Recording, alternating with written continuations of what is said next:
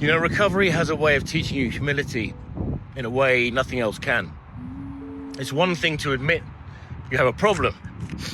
It's another to wake up every day and choosing a different path. And that takes perseverance, real perseverance. The kind that shows up even when you don't feel strong. You know, even when your mind is loud with other things.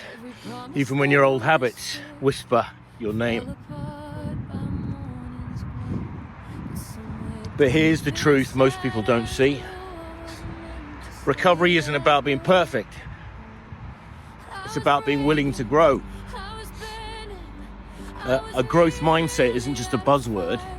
It's a belief that who you were isn't the limit of who you can become.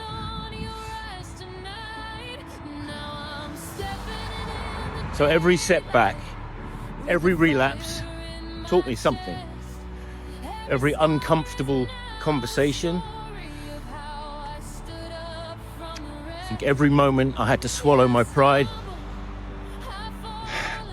and ask other people for help. Ultimately, that's where the real change happened. It isn't weakness, it's connection.